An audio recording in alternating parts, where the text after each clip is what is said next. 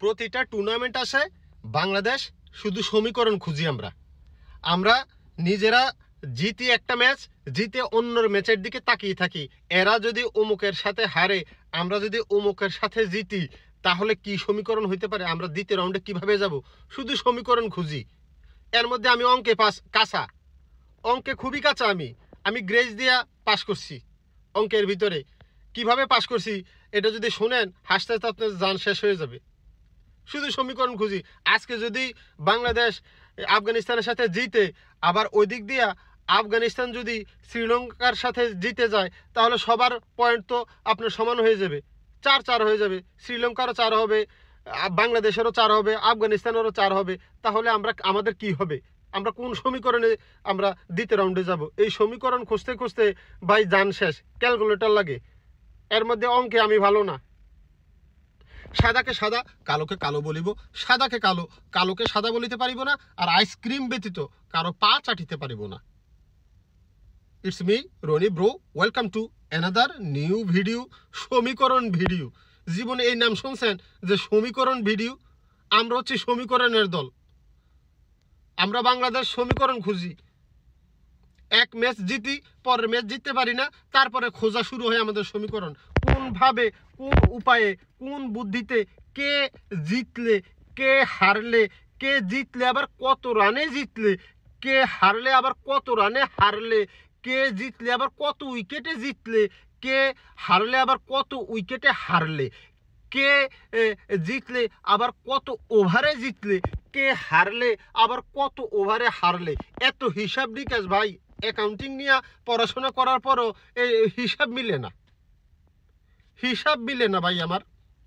এখন বাংলাদেশ মনে করেন যে আজকে জিতে গেল আফগানিস্তানের সাথে, তাহলে আমাদের পয়েন্ট হয়ে যাবে কত? 4। তার মানে আফগানিস্তান হেরে গেলে আফগানিস্তানের পয়েন্ট কত থেকে যাবে? 2। আবার শ্রীলঙ্কার সাথে যদি ওরা জিতে যায়, তাহলে ওদেরও হয়ে যাবে 4, বাংলাদেশেরও 4। শ্রীলঙ্কা যদি হেরে যায় আফগানিস্তানের সাথে, তাহলে ওদের তো অলরেডি 4 পয়েন্ট। তাহলে 4-4-4। এখন চলে যাবে সমীকরণ। ওই হিসাব কিতাব, ওই ক্যালকুলেটর নিয়ে পড়াশোনা শেষ হয়েছে, স্কুল জীবন, ভার্সিটি জীবন শেষ করছি, কিন্তু আমাদের সমীকরণ শেষ হয় নাই। এর মধ্যে আমি অঙ্কে কাঁচা। অঙ্কে ক্লাস 9-এ থাকতে আমি যে কাহিনী ঘটছে এটা একটু শোনেন, তাইলে পুরো ঘটনাটা বুঝতে পারবেন, পুরো ভিডিওটা বুঝতে পারবেন। অঙ্ক পরীক্ষার দিন সেমিফাইনাল খেলা। এদিকে আমার দলের ম্যানেজমেন্ট সবাই বসে রয়েছে। 10টা থেকে খেলা, পরীক্ষা শুরু 9:30, আধা ঘন্টা টাইম। এখন অঙ্ক পরীক্ষা, আধা ঘন্টায় আমি কি পরীক্ষা দিব বলেন? এখন আধা ঘন্টায় আমি কোনো রকমে 2-3টা অঙ্ক করছি। 2-3টা অঙ্ক করার পরে আমার অ্যান্সার হয়েছে 30-এর, 5 নাম্বার 33। 33 পাইলে পাস, না হয় ফেল। এই জায়গায় আমি অ্যান্সারে করছি 30-এর। এখন বাইরে তো আমার ম্যানেজমেন্ট দাঁড়ায় রয়েছে হুন্ডা লইয়া, যে রনি তাড়াতাড়ি বের হও, সেমিফাইনাল খেলা, আজকে হারলে তো বাদ। এদিকে দলের ক্যাপ্টেন আমি স্যার খেলাও শুরু হবে না। নাম লিস্ট দিয়ে দিছে আমার নাম। স্যারেরে বললাম কোনো রকমে, স্যার খেলা আছে চলে যাবো। স্যার কয়েক দাঁড়ায় থাক, কিসের তোর খেলা? অঙ্ক পরীক্ষা, তুই পরীক্ষা দিবি, 3 ঘন্টা পরীক্ষা। 9:30 থেকে 10:30, 11:30, 12:30। 12:30 আগে তুই বাড়িতে পারবি না। এদিকে বাইরে তো দাঁড়িয়ে রয়েছে হুন্ডা নিয়ে আমার জন্য। এখন কি করবো? এখন আমার এক স্যারের সাথে আবার একটু সম্পর্ক ভালো ছিল। ওই যে কোনো রকমের 30-এর অ্যান্সার দিছি, স্যারের বলছি, স্যার আমার পক্ষে সম্ভব না, আপনি আমার যাইতেই হবে বাইরে, সেমিফাইনাল খেলা। কোনো রকমে খাতা জমা দিয়া চলে গেছি। অ্যান্সার করছি কত? 30-এর। সেই পরীক্ষায় আমি লেটার মার্ক পাইছি, 80 পাইছি। কিভাবে সম্ভব এবার বলেন? ঘটনা হয়েছে গিয়া, ওই যে হালিচারা, যারা গ্রামে থাকেন তারা তো বোঝে না। হালিচারা, ওই যে ধানের বীজ বপন করে না, ওইখান থেকে ধান গাছের চারা হয়, ওই চারা। এখন বলতে পারেন ভাই ধান গাছের সাথে আপনার পরীক্ষার কি সম্পর্ক? অঙ্কের যে টিচার ছিল, ওই অঙ্কের টিচারের বাড়ি ছিল আমার বাড়ির পাশে। ওই স্যারের একটা ক্ষেত ছিল, যেই ক্ষেতে স্যারে ওই যে হালিচারা লাগাইছে, হালি বপন করছে আর কি, ওই যে ধান বপন করছে, ওই হালি চারা উঠবে। তো সেই ক্ষেত হচ্ছে আমার বাড়ির পাশে। তো আমি স্যারের আগে থেকে তো আমি জানতাম যে এই কাহিনী হইতে পারে। তখন আমি স্যারের বলছি, স্যার আপনি টেনশন করেন না, আপনার এই হালি চারা নষ্ট করে ফেলবে, মুরগি খাবে, ধান ওই যে হাঁসে খাইয়ে ফেলবে আপনার ধান, এটা হতে দিব না। আমি রনি থাকতে আপনার এই ক্ষেত নষ্ট করতে দিব না।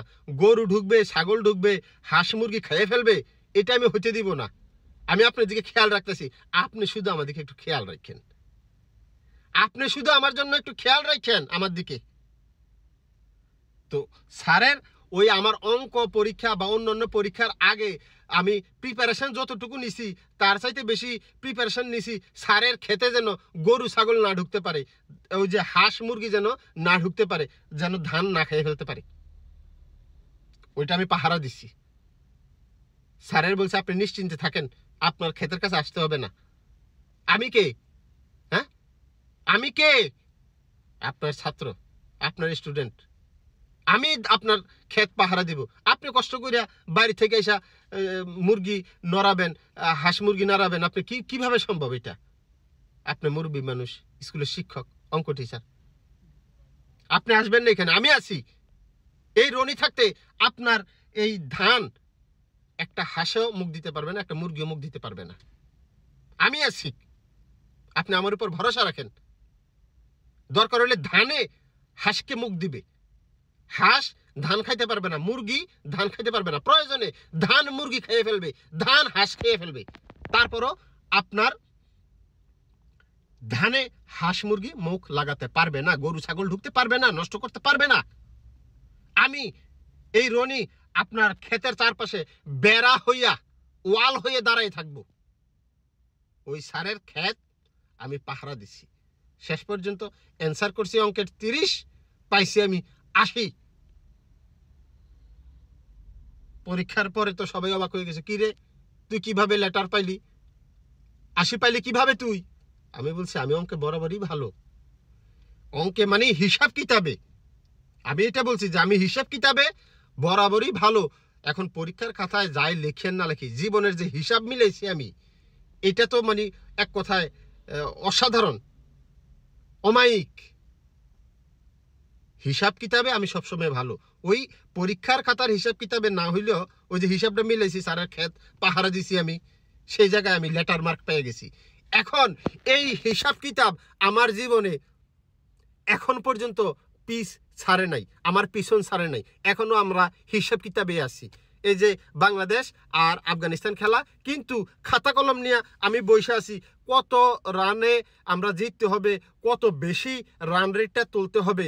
আবার এটা তোলার পরে শেষ না, আবার অন্যের হিসাব কিতাবও করতেছি, শ্রীলঙ্কাকে আফগানিস্তান কত রানে হারাইতে হবে, নাকি শ্রীলঙ্কা যদি ওই দিক দিয়ে জিতে যায়, শ্রীলঙ্কা যদি ওই দিক দিয়ে জিতে যায় তাহলে তাদের পয়েন্ট 6 হয়ে যাবে। আফগানিস্তান যদি হেরে যায়, আর বাংলাদেশের সাথে আফগানিস্তান হেরে গেলে এমনিতেই আমরা দ্বিতীয় রাউন্ডে চলে যাব। সমীকরণ কিন্তু সহজ। আফগানিস্তান শ্রীলঙ্কার কাছে হেরে গেলে বাংলাদেশ আফগানিস্তানের সাথে জিতে গেলে সমীকরণ সহজ হয়ে যায় একেবারে, ধানকে তার পাহারা দিতে হয় না। কিন্তু যদি শ্রীলঙ্কা আবার আফগানিস্তানের সাথে ম্যাচ হেরে যায়, আজকে বাংলাদেশ জিতে যায়, তাহলে তো সমীকরণ একেবারে সব আউলা ঝাউলা হয়ে যাব। কারণ এদিক দিয়ে 2 পয়েন্ট 4 পয়েন্ট হয়ে যাবে বাংলাদেশের আজকে জিতলে। আবার শ্রীলঙ্কা যদি হেরে যায় তাদের 4 পয়েন্টে থেকে যাবে। আবার আফগানিস্তান যদি শ্রীলঙ্কার সাথে জিতে যায় তাহলে তাদেরও 4 পয়েন্ট। সমীকরণ এই অঙ্কের হিসাব আমি হিসাব ছেড়ে দিল, হিসাব আমাকে ছাড়ে নাই। একটা গান আছে না, আমি তো প্রেমে পড়ি নাই, প্রেম আমার উপরে পড়েছে। তো আমার হিসাব রয়েছে এরকম, আমি তো হিসাব কিতাব ছেড়ে দিছি, কিন্তু হিসাব কিতাব তো আমাকে ছাড়ে নাই। সমীকরণ আমাদেরকে ছাড়ে না, পিছু ছাড়ে না। যে কোনো ইভেন্টে বাংলাদেশ যায়, সমীকরণ আমাদের পিছ ছাড়ে না। কে কার সাথে জিততে হবে, কত রানে জিততে হবে, কত উইকেটে জিততে হবে, কত ওভারে জিততে হবে, কে কাকে হারাইতে হবে, কত রানে হারাইতে হবে, কত উইকেটে হারাইতে হবে, কত ওভারে হারাইতে হবে। ওই যে ঘুরে ফিরা ধান ক্ষেত, ওই যে বেড়া হয়ে দাঁড়াইতে হবে, ওয়াল হয়ে দাঁড়াইতে হবে। এখন বাংলাদেশ আজকে জিতবে, যদি জিতে তারপরে ওয়াল হয়ে দাঁড়াইতে হবে শ্রীলঙ্কা আর আফগানিস্তানের ম্যাচের দিকে, যেন শ্রীলঙ্কা জিতে যায়, আফগানিস্তান হেরে যায়। সমীকরণ রে।